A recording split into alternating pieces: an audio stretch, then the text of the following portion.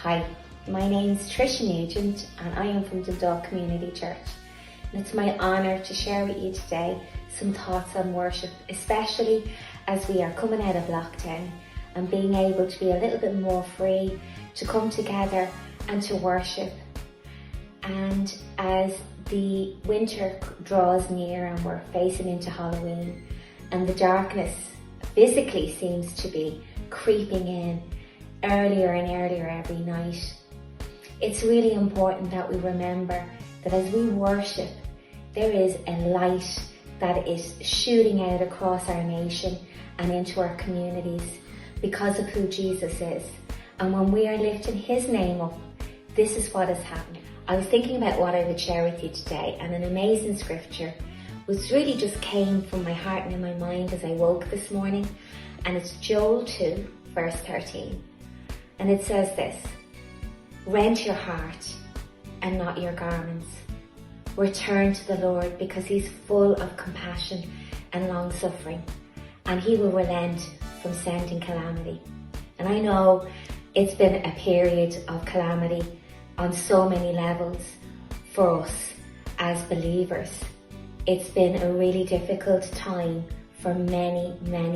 Many are walking through grief. Many are dealing with loss emotionally, physically, financially.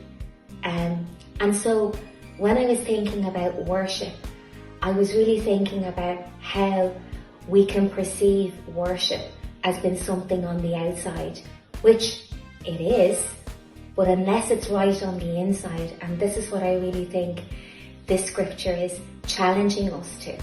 It's saying God is interested in your heart and not just how we present our worship, because if the heart is right, the presentation will be right.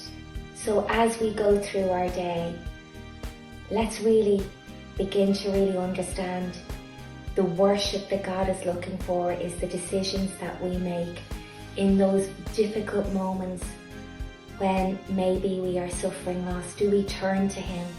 Do we say to him, I trust you. I trust you today. So in those hospital rooms around the country, when we are present, can we really turn to him and say, we trust you, this is who you are. In those courtrooms, in the businesses that are struggling, in the churches that are suffering loss and difficulties, let's rend our hearts and not just our garments.